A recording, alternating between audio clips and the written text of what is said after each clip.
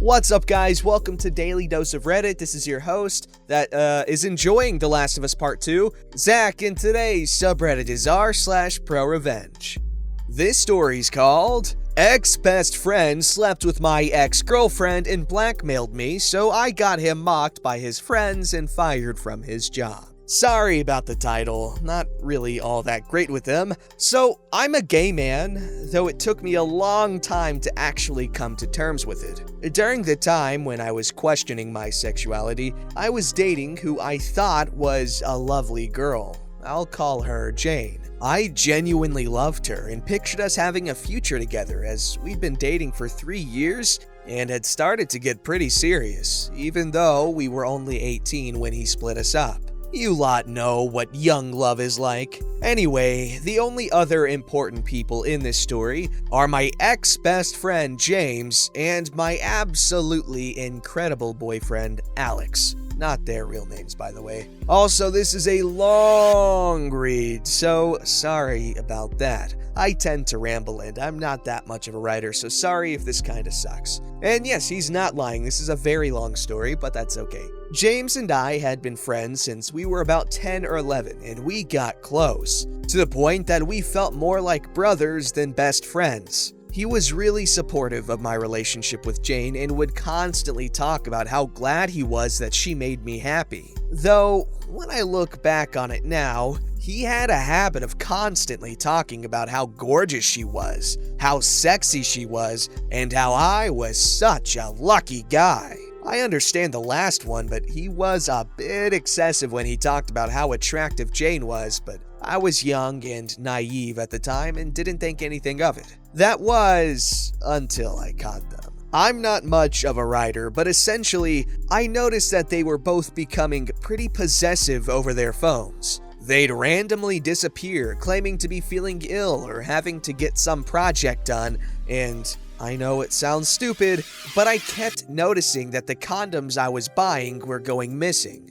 I always like to make sure we had enough for precautions. I wound up going to Jane's house one day when she'd bailed on me claiming to have a migraine. I was partly worried for her health and bought some painkillers, food, and some bottled water in case she genuinely did feel ill. But I also had a feeling in the pit of my stomach that she was lying to me. I don't know how to explain it, I just knew it. Sure enough, when I let myself in with the spare key she'd given me, I found her in bed with James. I was heartbroken. The two people who I cared about most in the world and who I thought cared about me went behind my back like this. I was furious. We had a major argument. Jane begged me to listen to her whilst James yelled at me, and I eventually just stormed out. I wanted to go and tell everyone what they'd done and shame them for it, but that's where the problem arose. Remember at the start where I mentioned that I was questioning my sexuality? James knew about it.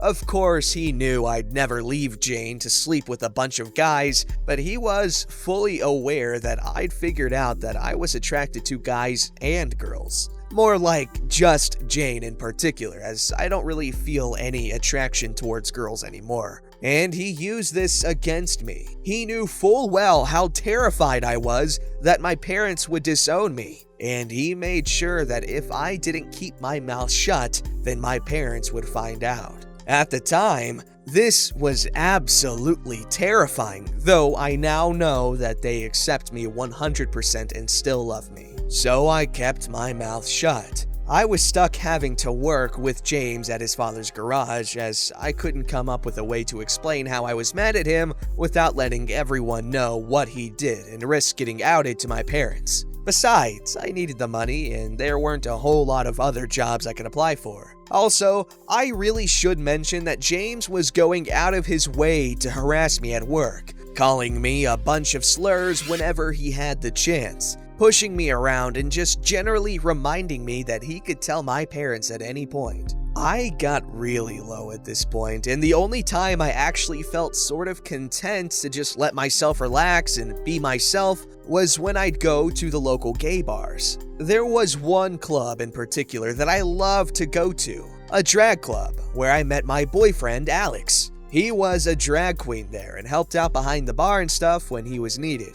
To save any confusion, I'm just gonna use he, him pronouns for him, though they do switch when he's in drag. We flirted for a few weeks before gradually becoming friends with benefits. He is amazing, and I know it sounds cheesy, but I was the happiest I'd ever been when he agreed to be my boyfriend. But that's skipping a little bit ahead.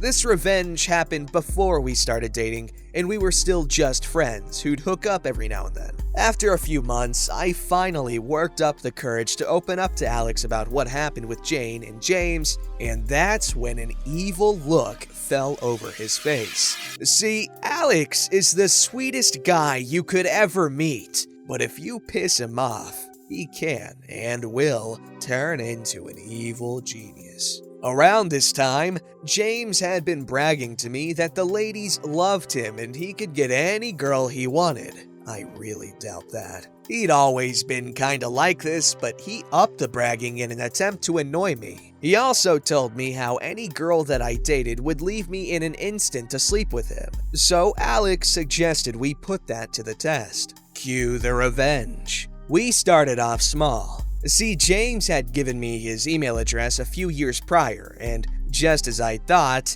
he couldn't be bothered to change it. So I decided to be very generous and sign him up to a premium subscription to several gay video of an adult variety websites, and decided to be courteous and agreed to receive emails about notifications, new offers, and other things he may be interested in, just to be nice and make sure he had some variety. Oh, did I mention that this was the email address he allowed his father to use? Oops. It cost me a fair bit of money, but I made sure that he got the best offers. Alex was more than happy to chip in to help me. It was worth it. We were working in the garage, and his dad stormed in and asked to speak to him. Now, his dad didn't really give a crap about his kid being gay, but he was mortified that his son would order this much video of the adult variety and put it in their shared email address. He genuinely thought for months that James was a sex addict.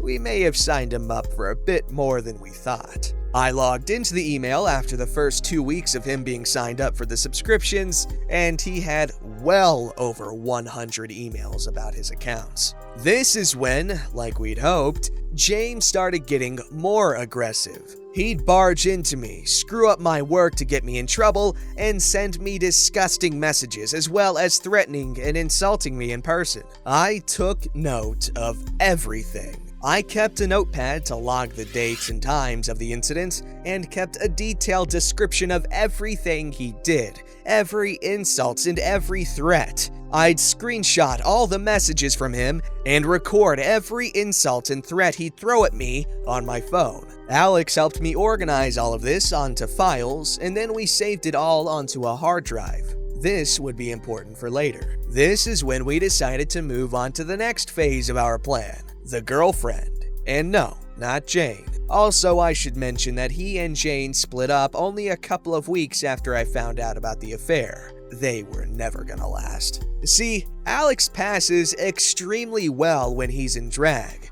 Being feminine already makes it a bit easier. His voice isn't all that deep, and he can sometimes be mistaken for a girl with a slightly deeper voice. He usually exaggerates his makeup and clothing, but for this phase of the plan, we decided to get him to tone down the makeup slightly to make it appear more natural, and a mutual friend of ours took him aside and gave Alex some of her clothes to wear. We then created a fake Facebook account for my new girlfriend, and Alex and I posted some cute couple photos on this account and my own personal Facebook account, posting all your usual lovey-dovey stuff that you see on couples' social media. Then we put our plan into action. Alex would come to pick me up from work a couple of days a week, dressed as an extremely beautiful girl, if I do say so myself. We'd chat, hold hands, hug and kiss, and just generally act like a couple. James obviously noticed. He took the bait and began chatting to Alex when he was waiting for me to finish up, and eventually wound up sending him, or our fake account, a friend request, which Alex was all too happy to accept. It took a few weeks, but after a while of just talking about work, school, TV shows, and music, James finally started to edge his and Alex's conversations into more sexual territory, which was exactly what we were looking for. Alex answered accordingly. He had tried to send Alex nudes, hoping to get some in return, but we deleted those straight away. We thought that would be a little too far, even for this douchebag. This continued for a few weeks until we had everything in place. Alex made sure to screenshot the messages, and then we went ahead and changed the name of the Facebook account to Alex's name and deleted the couple pictures on it. I sent the screenshots of the conversations with Alex to James's friends. They were pretty accepting and usually were the ones to call James out when he was being a butthole, and they took great pleasure in mocking James for it. The look on James's face when his friends mentioned his little boy toy was absolutely priceless. I'm not sure he'll ever live it down. The people he picked on at school even snapped back at him that he's the one who was sexting another guy, so where the hell did he get off calling them a bundle of sticks used for fuel? This pissed him off to no end, as he knew that they were right, even if he hadn't known Alex was a boy at the time. James also had the sort of expected reaction and started sending Alex a bunch of hateful messages and threats, only helping our case as we'd screenshot the messages and add it to the folders on the hard drive. Once I had what we thought was enough evidence, I decided to take it all to James's dad, mine and James's boss, and explained everything that was going on. From the cheating with Jane to the blackmail and threats, he just sat there and listened, allowing me to show him the proof I'd gathered. He did find the petty revenge with Alex in drag pretty funny, but the rest of the time his face was just kind of blank, with a hint of anger in his eyes. He thanked me for the information and went off to speak with his son. James got fired on the spot. I agreed not to go to the police as this could end up with some pretty bad press for his dad's company, and his dad was a pretty cool guy. I knew he was all talk, so there was no real threat of danger. I received an amazing reference from James's dad for a job I desperately wanted and eventually got, no doubt helped by said reference. James's parents flipped out on him. They refused to give him his job back and made him go out and actually put in the effort to get and keep a job. He had gotten used to being able to slack off as his dad owned the place and technically couldn't fire him. They also sold the car they'd been letting him use and told him to pay for a new one with his own money. It took him about 2 years to save up enough money to buy his new car. It all eventually came out about James and Jane's affair.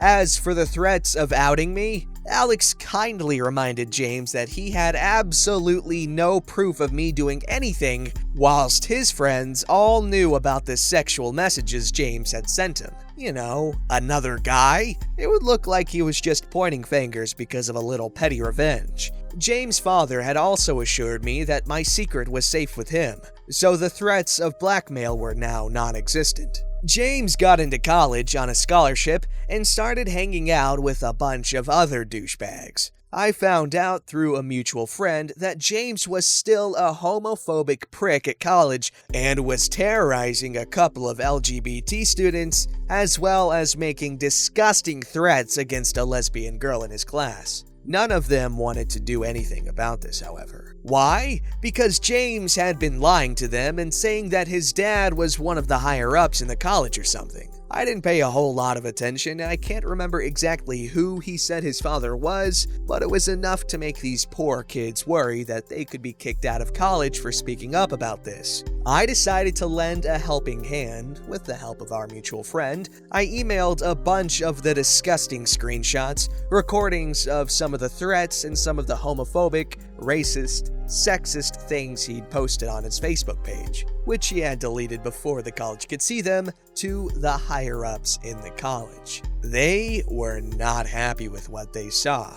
They eventually revoked his scholarship after a few of the students, with some encouragement, spoke up about the harassment and threats. I honestly have no clue why he turned out like this. His parents are absolutely lovely, open-minded people. It's crazy. James's parents kicked him out after that. He stayed with his friends for a few months before he managed to get an apartment. Last I heard, he was working in a fast food restaurant, working to get into another college. I genuinely hope he bettered himself and that he can do well in his life. Everyone's capable of change, right? I'd also like to clarify that I didn't care all that much about getting back at Jane because, yes, she did have the affair, but I was getting some revenge on James for the blackmail and threats that came after it. Jane had shown me proof that she tried to prevent James from blackmailing me and told him to just let it go. If they'd both just stopped speaking to me after the affair, then this whole thing wouldn't have happened.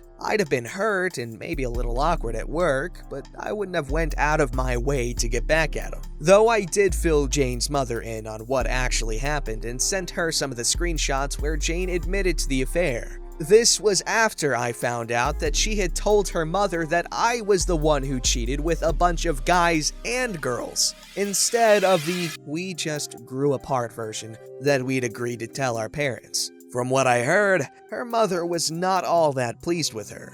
I also sent a few of the texts where she admitted to having an affair to her new boyfriend. Needless to say, he wasn't happy to find out that the abusive ex was actually just an ex who she cheated on. They're still together from what I heard, so all I can say to that guy is, good luck, my dude. I eventually did end up coming out to my parents and they were surprisingly supportive, which was amazing, and Alex and I got together a year or two after these events, and we're still very much in love. Sorry if this doesn't count as a ProRevenge, but a couple of friends suggested I post it here. I know there's probably a bunch of spelling mistakes and the story might be a bit all over the place, but I'm not much of a writer, so my apologies. That was a good story, some good revenge, I appreciated it. Also, that James guy, what a jerk. I knew a James back in high school, and he was a jerk.